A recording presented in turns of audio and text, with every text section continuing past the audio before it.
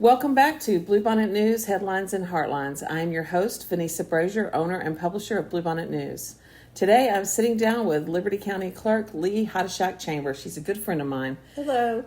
She is a lifelong Liberty County resident, and her work touches nearly every corner of county government, from preserving generations of historical records to overseeing elections for cities, schools, and local entities. Lee has helped modernize and protect some of Liberty County's most important records and responsibilities. She's also to believe the only attorney who has ever served as Liberty County Clerk. Is that correct? In Liberty County, In yes. Liberty County. And she brings a unique legal perspective to her office. But beyond the courthouse, she's a wife to County Court at Law Judge Tommy Chambers, and she is a mother of two boys, Colin and Andrew. And she is a grandmother and a devoted Beatles fan. A lot of people may not realize that. She's even gone so far as to travel to London to see Paul McCartney in concert. So she's very much a Beatles fan. Very much. So thanks for joining me. Absolutely. A lot of people know you as the Liberty County Clerk, but before this, you practiced law. Can you talk a little bit about your path, going into law and how it's led you to where you are today? Well, I started out after I went to high school in Dayton, Texas, and I went to Texas A&M to study engineering.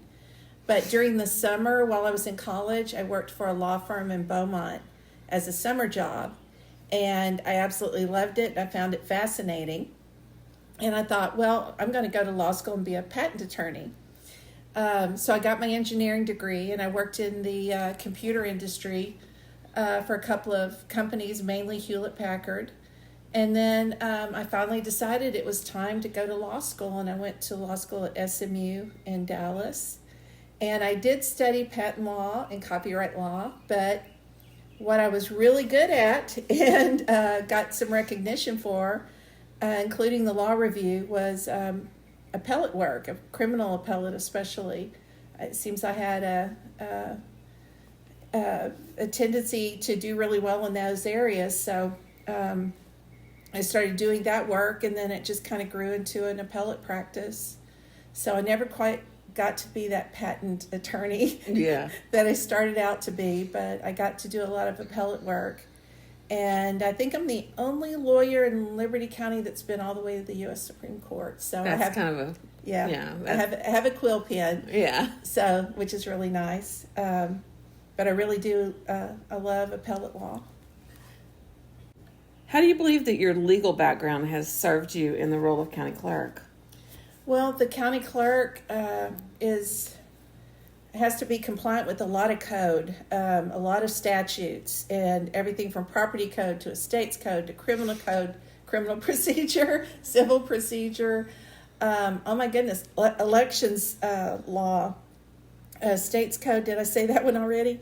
And even government-based codes, because I keep up with all the minutes and agendas for the Commissioners Court. Mm-hmm. So That's a lot of statutes, Alcohol and Beverage Commission codes, because we do those licenses. Oh my goodness, business code, because we do sole proprietorships and limited partnerships in there. Yeah. So a lot of statutes apply to what we do, and being code compliant's a big deal to me. So between the technology side and the attorney side, it seemed like a logical thing to go do. After I lost my parents, or right at the time I was losing my parents anyway, I had gotten out of practicing for a while to do daughter duty, and I was looking at what to do next. And this position was opening up, and I thought, I can do that. 4 years, I could turn it around, get new software, it's going to be great. And here I am 8 years later, and I'm still here. Are you going on your third term now or your second term? I will start my third term in January. Okay, that's what I thought. Okay. Yeah. Well, so you spoke about your parents, Charles and Shirley Haidusek. Mm-hmm. Can you talk a little bit about your parents and where you grew up? And your parents were involved in farming, but your mother was also a city councilwoman. Yes. Daddy, the Haiduseks were rice farmers in Dayton and Devers, and I grew up as a rice farmer kid. We were on tractors as soon as our feet could hit the pedals. So It's just the environment I grew up in. I loved it. I was the oldest of the grandkids, so my grandfather especially used to take me out on the combine, and I just love rice farming. My mom and her 4 sisters and brother went to school in Dayton, as well as my dad and his 2 brothers. My mom and dad graduated in the same class in 1957, and then they, got married. So my mom's family, my grandfather on that side was into building pipelines, oil and gas. He traveled all over the world. I think he started out with Texas Oil Company, which I think became Texaco. Mm-hmm. And he did that his whole life. He was really good at it. And my grandmother on my mom's side, her father... the Meacham side? On the Meacham side. She was a Moore, and her father was county treasurer way back when. Okay. So, yes, Mom served on city council in Kittifick and Devers, and she was also an elections judge forever and ever and ever. So she was very into working elections. And so when I decided to run for this job, she was very excited because it fit within all the things she liked to do. Plus, she was really into genealogy as well. So, yeah, history, historic records, looking all those up. She was into that. So she was very excited that I was going to be county clerk. And she got to see me sworn in before she passed away, which was really special. That means a lot. Yeah, it meant a lot. Yeah. So she died a month after I was sworn in. Gosh. At least she got to see that. Yeah, she was there for the swearing in. She'd been sick for a while, so. Well, growing up in the Dayton area, did you ever imagine one day you would be serving the entire county in a countywide office? Not at all. It wasn't on your bingo card? No. No, I mean, I knew, that I was going to go to college and get a degree and work, but I didn't really see this path. It just kind of turned out that way. So some things are meant to be, I guess, and this is where it brought me. So coming home because my parents were sick, got me back in touch with everything going on here. And that was after living in Austin for a while. And I got to work with the legislature. I got to work with a lot of attorneys. I went to the Supreme Court, and then I got to come home and put all that knowledge to work here. Well, I practiced law here for a while, and then I went to work in the county clerk's office when I got elected. You wear a lot of hats. I do. A whole lot of hats. I don't know how you keep up with all of them. I'm a really good juggler. Which one is your favorite? County clerk, wife, grandmother? Oh, nothing beats grandmother. Nothing. Okay. No, I've got 5 now, and they're as precious. Oh, gosh. I can have a horrible day, a horrible week, horrible anything, and all I've got to see is one of those little smiling faces and get a big hug, and everything's okay. 3 girls and 2 boys, right? Mm-hmm. Yeah. Okay, and AJ's the oldest, and then Will? And William. Yeah. And then Astrid or? Evelyn, Astrid, and then Astrid. And Liliana. Liliana. Yeah. Going to keep you busy at Christmas time. Mm-hmm. So let's talk a little bit about the records preservation. That was like your big thing when you first got into office, that you were going to make sure that everything was digitized, and you've done a great job of that. Well, some of it was, but a lot of the records hadn't been. Mm-hmm. And there was a program that Liberty County had not taken part in that was in danger of going away. And so I was a little panicky. I wanted to make sure we got in it before it did go away. And that was to archive and preserve the old records. The records in Liberty County really should go back a very long way, because we've been a county since the 1836 creation of the Republic of Texas. No, we've had a couple of fires. Yes, there was a major courthouse fire in 1872 that destroyed all the records, unfortunately. But we do have records that go back to 1872. Birth records, death records, marriage records, of course, deed records,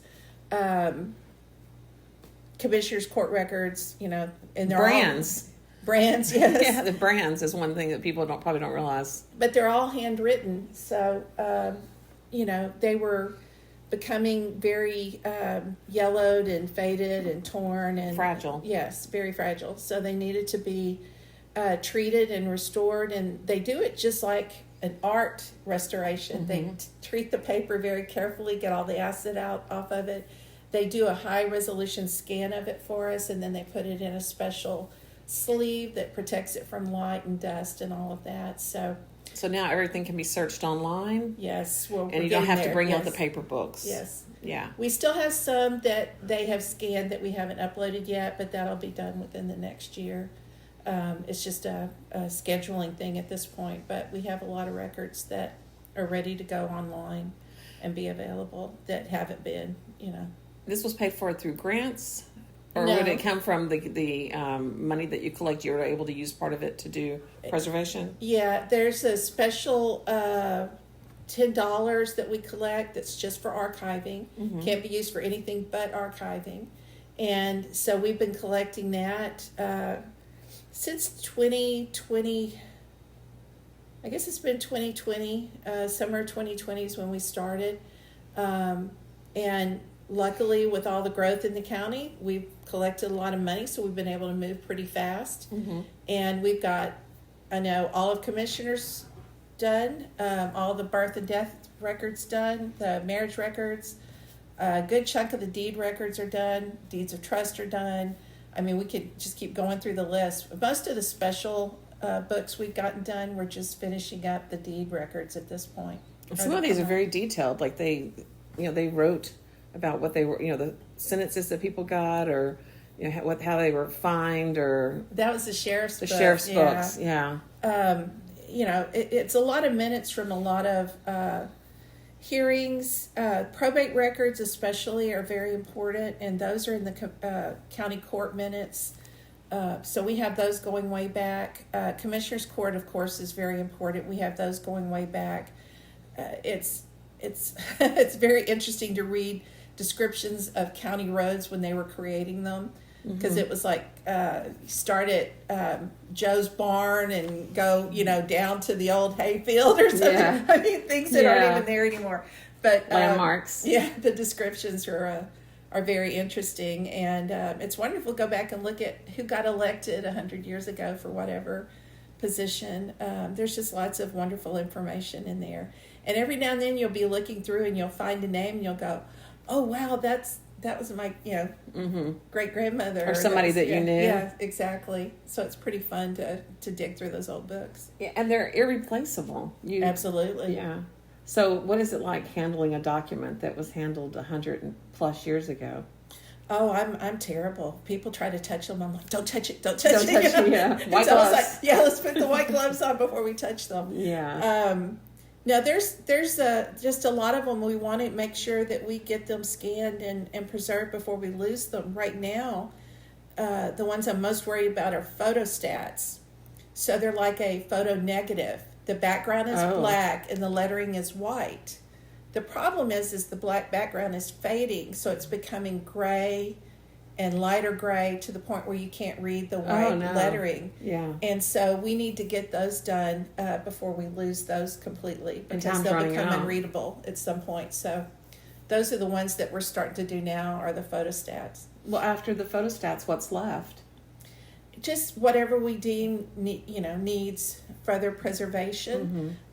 We can also use the money for the preservation facility, and at the way the county is going, at some point we might actually have to do what some of the other counties have done, and that's build our own facility to preserve and house these records. Yeah, so I don't even know how you're able to keep up with all the documents there. I mean, you've got them crammed in every space. Yes, we're out of space. There's no room in the courthouse, so at some point in the future, it will become a big deal to put these things somewhere where the public can access them and see them, but they'll be preserved, safe from fire or water or chemicals or anything like that. So we do have some of them are in the old safe, right? Is that a safe that they're in, or it's not really fireproof? We call it a vault. A vault, okay. Yeah, it's not totally fireproof. I need a damper system in there to keep we can cut the air off if there is a fire in the courthouse. Yeah. So hopefully we can hold a little money back to pay for that. But not all the records fit in there, so some are dispersed around the office. Yeah. Obviously, I mean, they're all in danger in some way or form until we get a better facility. But we've done everything we can to make them as protected as possible. And for people who don't know, the courthouse is old and it's been known to have rats on occasion. So, yeah, I've written articles on that in the past. Rats in the courthouse. Oh my gosh, yes, and we're right there next to the attic area where they like to hang. Yeah. So, but you got to preserve those documents because rats like to, they build up and stuff like that. Well, when I first got there, they had nested in they had our file folders in banker boxes, which are cardboard. And we went in to look at some of the records, and there were critters nesting in them. Ugh. And they were pretty gross. So that's a biohazard. One of the things we did was start putting them in these plastic file totes that have a rubber seal that keeps them airtight, watertight, and the plastic is nice and thick so the animals can't really chew through it. Yeah. And they clamp down, and then they're stackable as well. Yeah. So we spent, oh my goodness, so much time cleaning out that attic. Grossest thing ever, but we cleaned it out. We boxed up all the files, labeled them, It had been neglected for a while. for quite a while. Yeah, decades probably. Well, I'm glad that it's finally getting taken care of. Do you have a favorite record that you like to look at? Is there or a binder of records that you think is the most interesting? I like it when the kids come through on a tour because I will get the old books out and I'll open them up, the ones from the 1800s, and I'll go, here is why you need to learn cursive writing. Yeah. And show them these handwritten, these handwritten records. But yeah, they're old, the cursive writing. Beautiful handwriting for a lot of them. Yeah, I know. I could My penmanship has gotten worse over the years just because I take notes so quickly. But yeah, law school ruined mine. Yeah, it does that. I seem to just do all kinds of swirls and stuff to get the notes across. Have you come across anything during the preservation project that surprised or moved you personally? Not so much during the preservation part, but in the process of cleaning out spaces, the maintenance people came to me and said they had found a box that were full of what they thought were ballots. So I said, well, can you bring them down and I'll take a look? And they brought about this, 2 big, huge boxes full of papers, and sure enough, they were ballots. And I reached down into the box and pulled out 2, and my knees went shaky and my tears were rolling down. They were signed by my mother. Oh, that's very sweet. I mean, of all the ones to reach in and pull out, they were signed. The election judge that signed the 2 ballots were my mother. And that was that touched you. So I could see that. They were from the 90s, and it just so happened that, of all the coincidences, it was like I reached in there and pulled out something signed by my mom, which was pretty amazing. Well, for people who want to search the records, how would they go about doing that? Most all the records are online now. On the County Clerk website? Yes. Okay. We have a program where you can search by name, legal description, lots of different ways. But if you want to search the records, almost every record we have is available online now. The probates are still kind of hit or miss because there's some older ones that still contain personal information like Social Security numbers. Oh, okay. And they have to redact. And we have to look for those and redact those before we put the images up. But all the names and the case numbers are available. And then if somebody wants a copy of the record, they can come in and we can pull the record. And you have computers there that people can use to do searches too? Yes, we have public access terminals at the office, and across the street at the election office is a law library with computers where people can look up things online as well as the law. We have Westlaw and other things available to the public. So we try to make everything real accessible. Is there a computer to use at the office at the Cleveland Annex, or is it just the Liberty? Yes. Okay, there is? Yes. Okay. So either location, the Cleveland Annex. What about Dayton? No, I don't have one in Dayton. Don't have one there. Okay. But we also created the notice system that's online, and we have kiosk at Liberty in front of the courthouse and on the second floor, and then we have one in Cleveland. And you can touchscreen on the kiosk and access almost everything. Yeah, so they just stand outside and do it, or go to the second floor and do it. Yeah. Well, it's on it, so you can go online and look at the notices on the internet, but we also have them right there at the courthouse. So if you want to, you can touch screen and look at different records. Standing right there in the courthouse. Yeah. Well, let's move on to election duties. Okay. That's a big part of your job. A lot of people don't realize what all goes into elections. What all falls under your office during election season?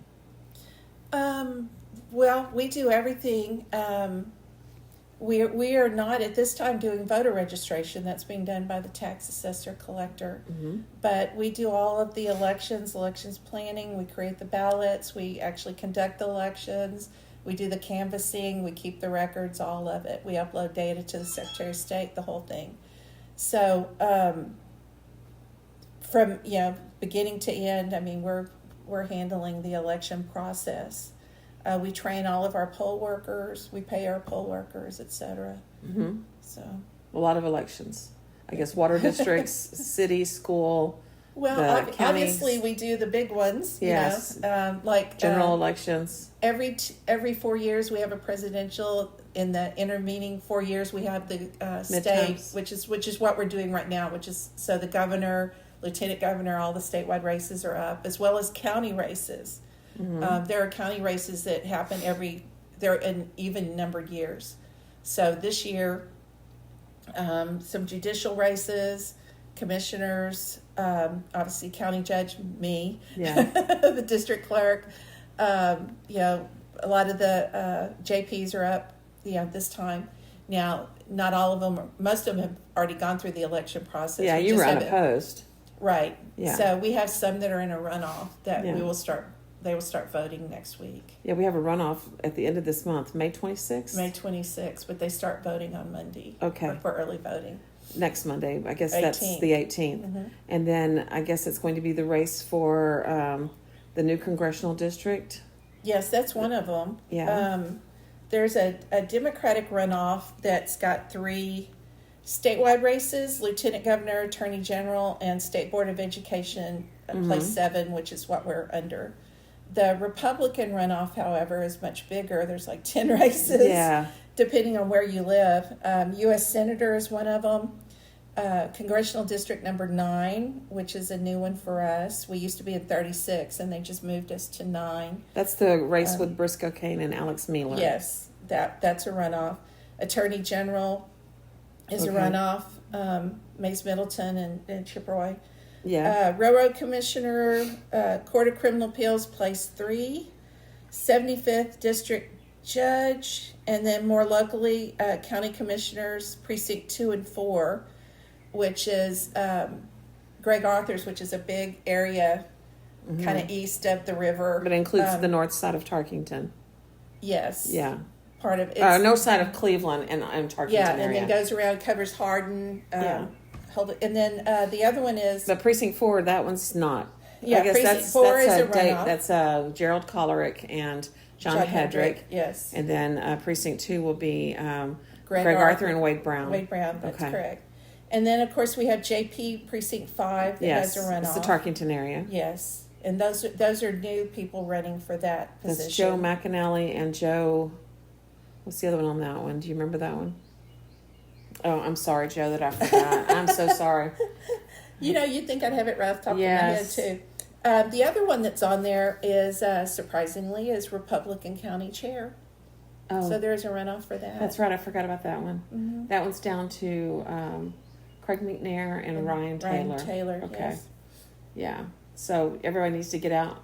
Now, is the election only open to the people who voted in the primary? No, but if you voted in the primary, you're required to vote in the same party that you voted in the primary. You can't switch parties. Okay. If you did not vote in the primary, you can vote in the runoff and pick either party. So if you voted on March 3rd and you voted Republican, you have to vote Republican in the runoff. If you didn't vote in the March 3rd primary and you want to vote in the runoff, then you can pick party. Okay. But only if you haven't voted already. And yes, we have a list. Okay. So the poll pad knows if you voted in the primary or not. But anybody can vote in the primary. In the runoff, In yes. the runoff. Mm-hmm. The runoff, yeah. Okay. I know about what election night looks like for you guys, but the 2 weeks sometimes leading up to it are a super busy time for all of your employees and for the election office workers and for all the poll workers that you've got. Can you explain to people what the election process looks like?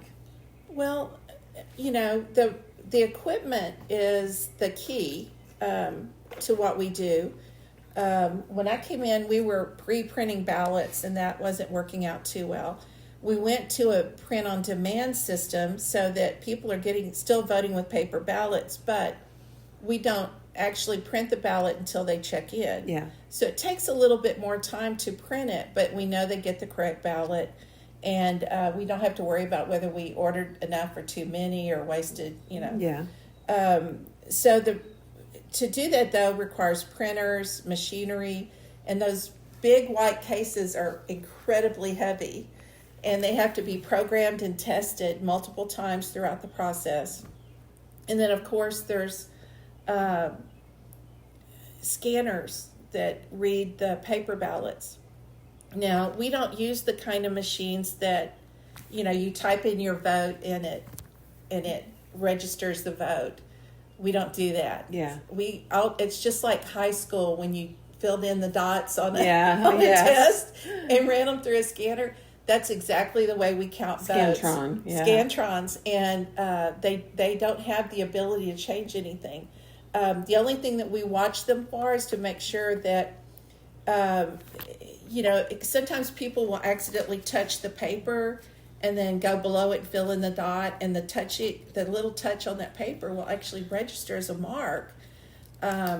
So when we're looking at them or testing them, we're just trying to make sure that, some didn't get an overvote or an undervote because there was a mark problem. But the truth is, we've been testing these machines since we got them, almost 8 years, and there's just no flaws. They're spot on. But they are getting older. The machines are getting older. They're going to have to be replaced before too long, probably. Probably. We're going to try to get as much out of them as we can. Yeah. The problem is the whole state is going to a different voting system. Oh, gosh. So after this election, we have to prepare to go to what's called a 12-day voting block. It will start on a Thursday, and it will run continuously through the weekend, through the next week, through that weekend, through to the Tuesday of election. So 12 days of early voting? No, there's no more early No, voting. no There's early just voting. 12 days of voting. Really? Yes. That is a big change. And we will not be able to start counting any votes until the machines polls come close. in. Yeah. So we will be counting a lot of votes in a big chunk after 7:30 once everyone's through voting. And when does that start? In the fall. In the fall. Uh-huh. For the midterms. Uh-huh. Oh, goodness. So we will be, we've got somebody coming in this week from the Secretary of State to talk about what it's going to take to do that. We've got special training coming up this summer. We'll be going to election law school in August, and it's all going to be focused on the new voting system. Why did they change it? The legislature did it in 2025. They gave the Secretary of State a year to kind of plan it out and figure out how to make it work. But Wow. That's where we are. So 12 we knew it was days coming. of voting. Yes. So on election night, when the polls are closed and the first boxes come in, people are already complaining that it takes a long time to get the results. So this is going to slow things down a little bit. A lot. Oh, A lot. goodness. But, hopefully not too bad. Yeah.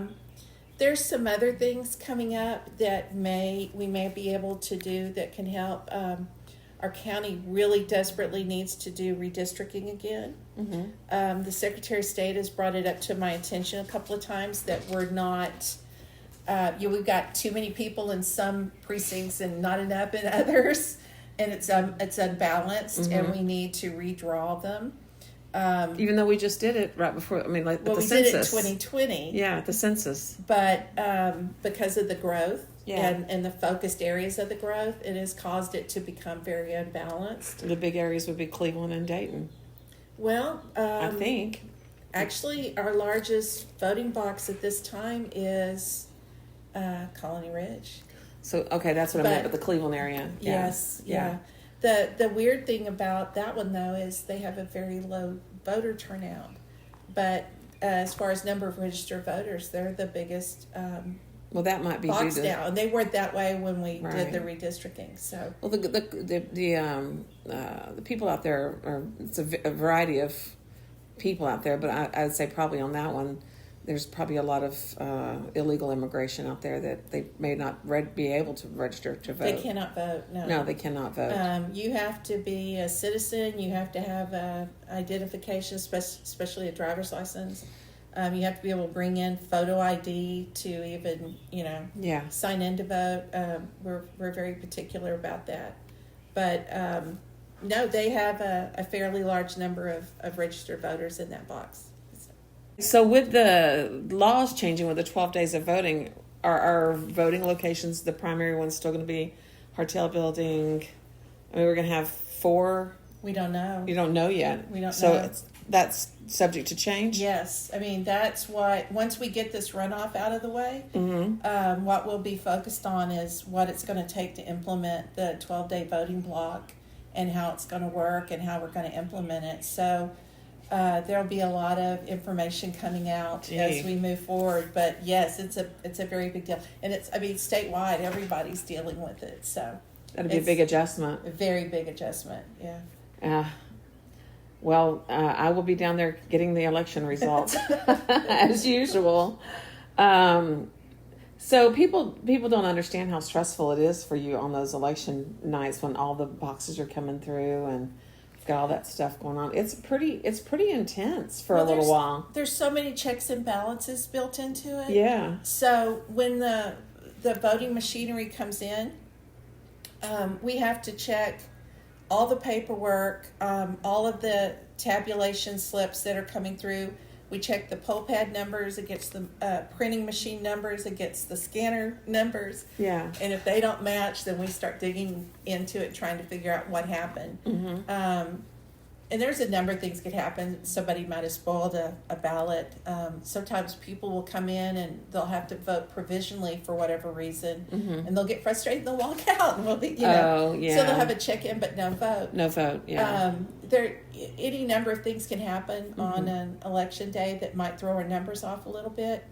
But we love it when it comes in and it's like check, check, check, check. They all add up, and then we can pull once we verify all that and multiple people sign off on it. Yeah. Then we take the drive out of the machine and we run it through and from the scanner, and then it tells the count machine who people voted for. So we have no way to tell before then. People are always asking me, and I have no way to know who's voting or who got how many votes. I mean, I'm just as surprised as everyone else when we count them. But you have recorded, up until now, I guess you won't be able to do that from here on about how many people voted, or will you still be able to do that? We'll still do that. Okay, how many people voted on day 1, day 2, through the 12 days? They'll still make us keep up with the voter list, and they do that mainly so that they can't vote in other places.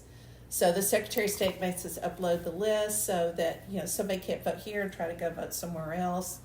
They're just real careful about those kinds of things. So keeping the voter list, checking the poll pads, making sure that the state and we have an up-to-date list of who has voted so far is a real big deal. Same thing with the mail-in ballots.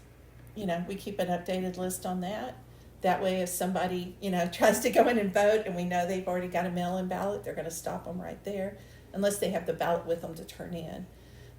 So keeping the poll pads up to date and the voter list up to date is the biggest obstacle to voter fraud.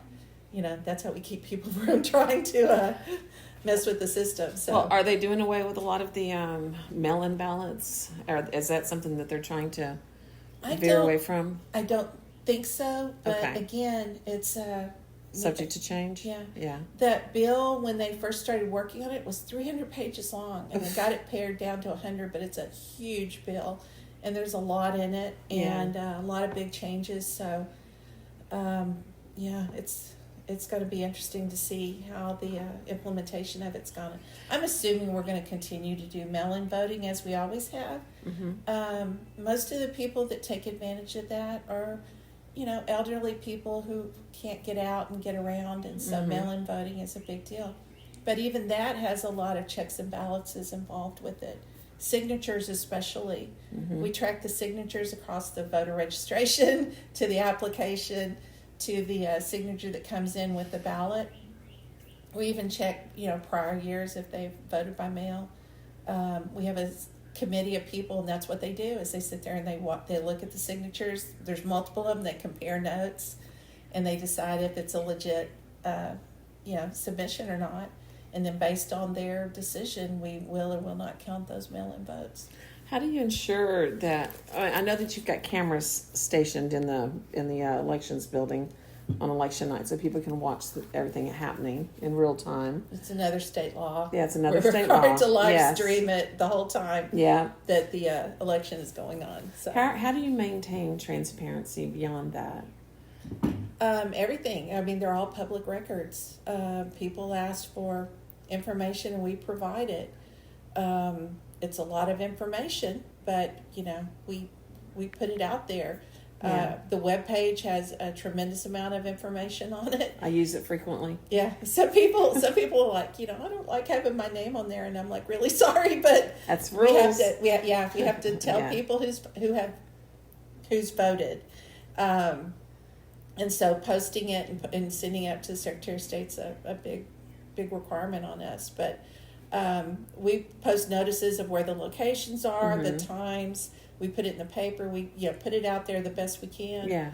And but there's a lot of info on the webpage. The election site has a tremendous amount of information. It's worth visiting. It is. In years past, you want to give people the website for that?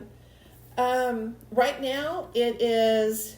You can go to votelibertycounty.com or votelctx.com, but Okay. votelctx.com. Okay. If you visit the county clerk's website, there's a link to the elections. If you go to the county general website, over on the left under quick links, there's a link to elections. And you can just Google Liberty County, Texas, and the website will pop up. That's what I do. Yes.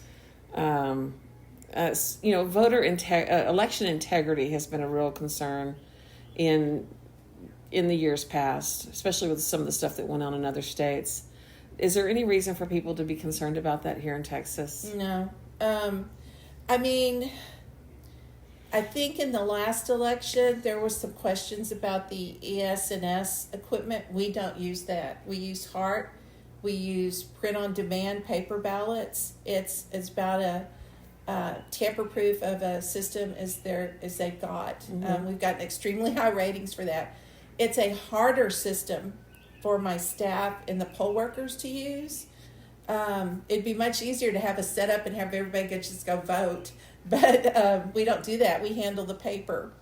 And before paper ballots were even required, we were handling paper. So we have the original ballots that we can, compare to the voting information that we get from the machines, and we do it. We do sort of randomized audits of different precincts every election and check it against the machines, and it's always spot on. It's pretty amazing. Even when we've had ties, and a tie is so rare, and we've had two ties. Have to do a recount. We've had 2 ties since I've been doing this, and of course, we had to recount it and go check it and looked at every all ballot. the provisionals. Yeah. Checked every ballot, and it was spot on. Yeah. I want to tell the listeners, if you hear like what sounds like songbirds in the background, we're doing this interview at Lee's House in Liberty, and I swear there has to be every songbird in the community in her yard. It sounds like it almost sounds unreal because it's so pretty outside. You can just hear all the songbirds. Are you feeding them or something? Yes, we do. Okay, that's why they're here. Voter turnout is abysmal across the country. It's embarrassing to see how few people decide elections. What can we do to fix that? I'm not sure. It's really a decision of, getting out and voting. Most people have they're registered to vote. We have, let's see. But they don't show up, even though they have extra days to come vote. We have 58,361 registered voters in this county. And how many voted in the primary? Do you know? 12,000 maybe? That's terrible. Yeah. It's terrible. Early voting gets the most turnout. So I think this 12-day voting block maybe will hopefully encourage people to get out and vote more and not wait till the last minute. I think high school civics classes would be a help. Yes. Because my old civics teacher, Miss Hilliard in Hardin, she said, if you don't vote, you don't complain. And I think people like to complain, but they don't put the time in to go vote. Well, I mean, like I said, we've got 58,361 registered voters in this county. They're not all voting. Yeah. And it's pretty much the same people that vote each time. Now, in the presidential, we get a much stronger turnout. Yeah. A lot is at stake. We get maybe half to 2/3 of that turnout for the midterm, which is what we have in November. Yeah. But even in the primaries, the voter turnout's low. Yeah. I think people just need to, try to plan it. I would love to see them make Election Day a holiday. Yeah. Now I think the lines would be outrageous. Yes. I'd like to vote on Election Day.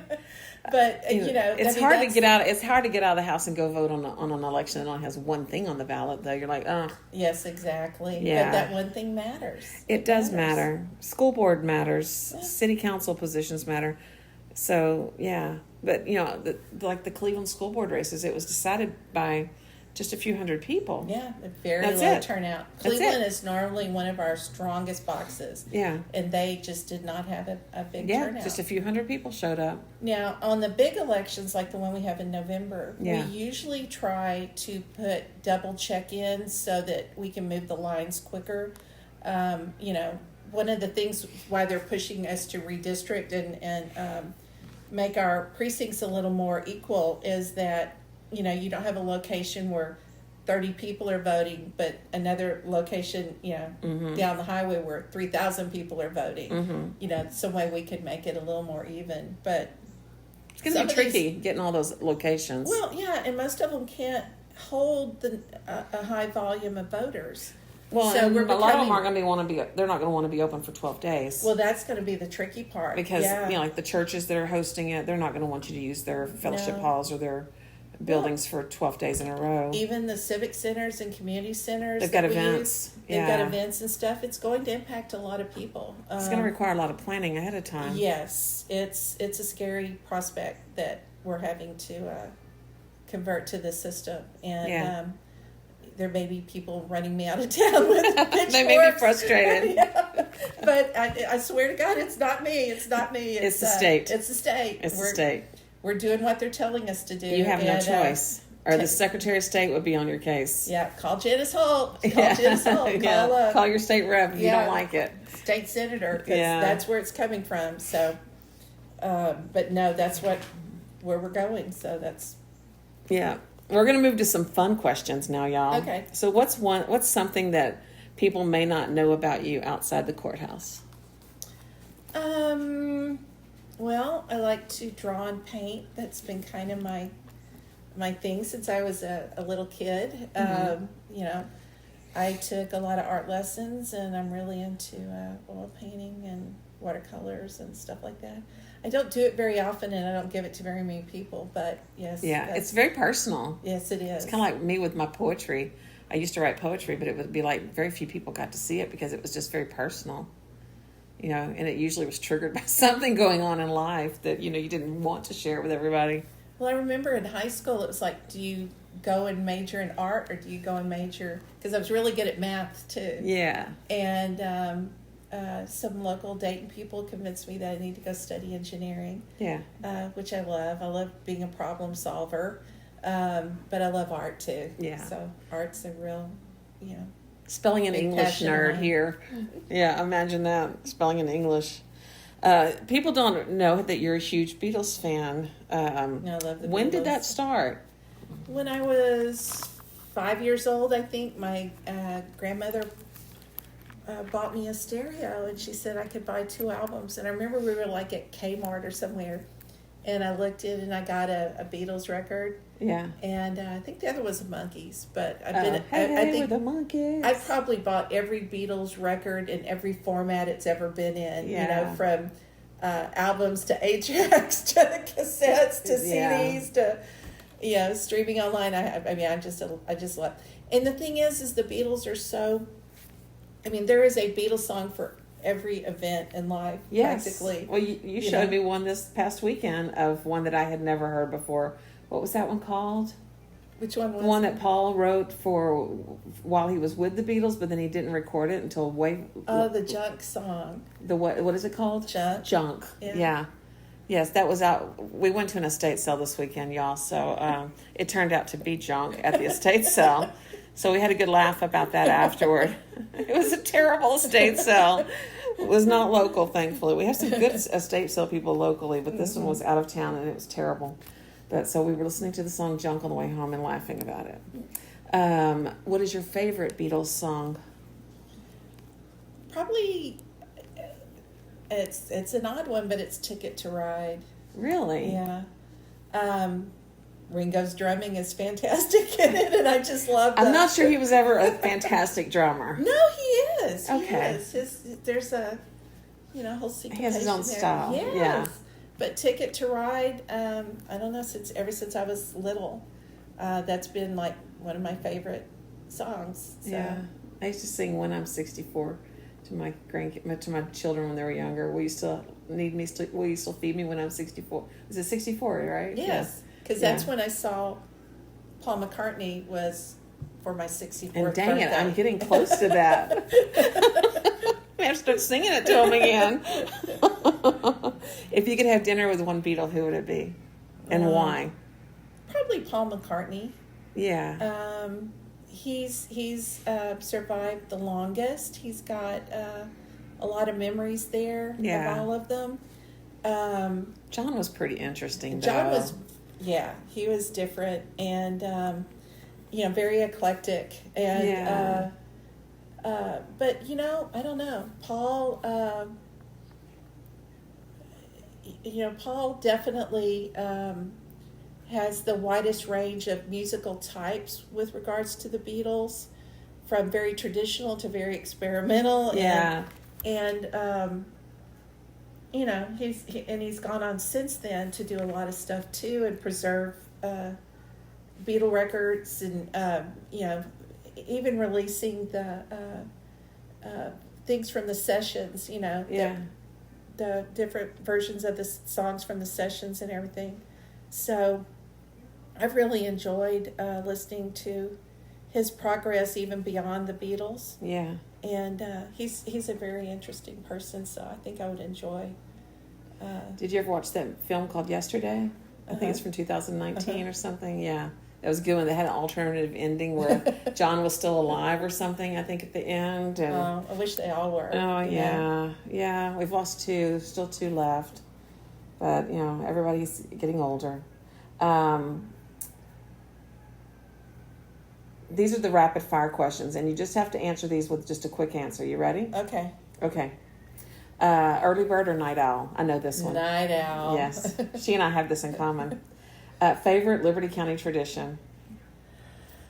Oh, my goodness. Well, I would have said, rice farming or rice harvesting was always my favorite, but that's going by the wayside. Yeah. I'm really hoping that the lighting festival Christmas that we lighting? started, downtown, that was really special, and I really hope that continues to take off. She kind of drove the efforts to get the courthouse lit up. Yeah, they didn't want to do it, but they did it, and we're Yes. thankful that they did it, and Yes. it looks beautiful, and hopefully it'll continue from year to year. Favorite comfort food? Oh, that's a tough one, because basically it's bread and butter, but my mom would always make chicken and dumplings, so that's a favorite. I thought you were going to say my chicken noodle soup. No. Turtle soup, yes, it's really good. Or my chicken pot pie.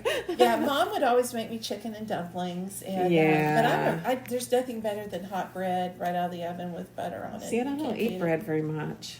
I do, and that's my problem. I don't even think I have a loaf of Probably bread at the shouldn't. house. I don't buy bread. It's rare. Oh, good bread. Yeah. Beach trip or quiet weekend at home? Depends on the beach, I Yeah. think. But We don't exactly have the best beach in Galveston. no, but It has its charm, I quiet guess. weekends at home are a little bit like walking on the beach. You know, Yeah. it's a reflection time. Yeah. You know, Well, your and grandkids are here almost every weekend. Yeah, So. it's not a quiet. It's not a reflection quiet time. weekend at home. Yeah. Favorite holiday? Oh, Christmas. One word that describes Liberty County. Traditional. Traditional. I think so. I still see the traditions, and I'm hoping they stay. I think that, I think that we have so many people moving in, and we really want them to get involved in Liberty County. Mm-hmm. A lot of them just live here and work elsewhere. Yeah. But, I grew up here, and my parents grew up here, and my grandparents, I'm a fifth generation. Yeah. And having that history and that knowledge of where we came from and the Yeah. traditions is so important. But at the same time, we need to bring more people into our local businesses and our Yeah. local government and get them involved. That would help with the voting as well. Yeah. They would have They're an investment in the so community. the more that we promote and encourage people to get involved with, different things that go on. All the cities are a little bit different. They're Yeah. all a little different. Yeah, and I love them all for their separate reasons. Exactly. And Yeah. that's the fun part about being involved in politics and elections and running for office, especially countywide, because you Yeah. get to visit and go everywhere, and you Mm-hmm. get to know all the communities and everything really well. And So traditional. yes, very Okay. traditional. I love our traditions. I want to see them go forward, but they're And grow. changing, Well, everything changes over time. TV, Yeah, I was just talking to someone about Cleveland Livestock Show about, the parade has kind of dwindled down, and I want to see that. I'm not from Cleveland, but I still care about what happens to Cleveland. And I want to see that grow. I mean, the TVE parade is a huge deal every year. I remember showing animals at Dairy Days. At the Dairy Day, yeah. TVE, of course. And But then it could come back. It's just, ag stuff is it's got a little bit more tricky. People, don't have the land to have all the cows and everything like they used to back then, No. and people don't do horsemanship so much, so it's a little more tricky. Best advice that your parents ever gave you? wow. I don't know if it's advice as much as it is a work ethic. Okay. They didn't let you sit around. Yeah. We all had to get out and work, whether it was at home, tending the garden, or going out to the farm, or, it was just a really strong work ethic. Yeah. And that carried me through school, college, even to this day. Yeah, you had, 8 years of college? Pretty much, yeah. Yeah. What makes you happiest these days? Oh, smiles. My grandkids' smiles. I can have the worst day, the hardest day, the longest day, the most pressure-filled day, and all it takes is, a grandbaby. A grandbaby to smile at me and say, "I love you, Lily," and I'm gone. That's it. Yeah. Finally, what do you hope your legacy will be?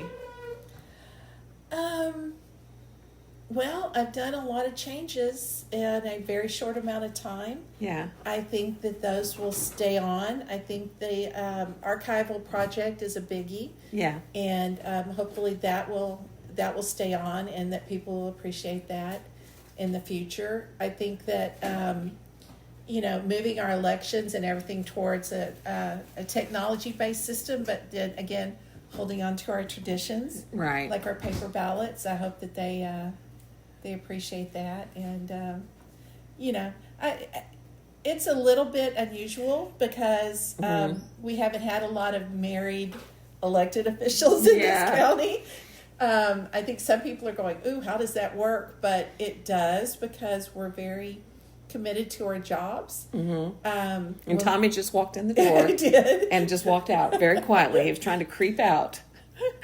But when we go to work, I'm the county clerk and he's a county court at law judge. Yeah. And that's who we are. At work. When we come home, it's Lee and Tommy, and you know, we leave that at the office. So, and we make it work, and that's the trick to it. Yeah.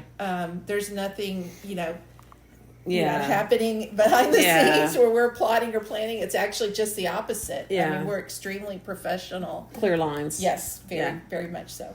Well, Lee, thank you for joining me and explaining everything. I told you it was not going to be hard. She was a little concerned before this all started, but I think she's fine now.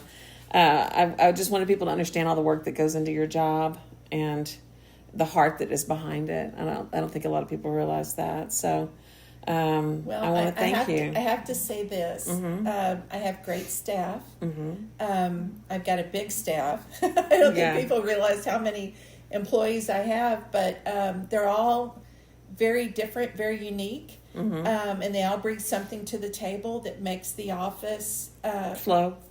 Yeah, and it takes that diversity to make it all work. Yeah, and I've got employees in Cleveland and Liberty and in different places in the courthouse and across the street at elections, and they're all fantastic and they work really hard, and I could be more prouder of them. Yeah. So my legacy is their hard work and their belief in what we're doing, and they make it happen. So and hopefully someone one day will take it on whenever you decide you don't want it anymore. I hope so too. I mean, the tricky part about the clerk positions, and there has been an exodus in the state of people who've held the job who just can't handle anymore because we get a lot of mandates from the legislature. Yeah.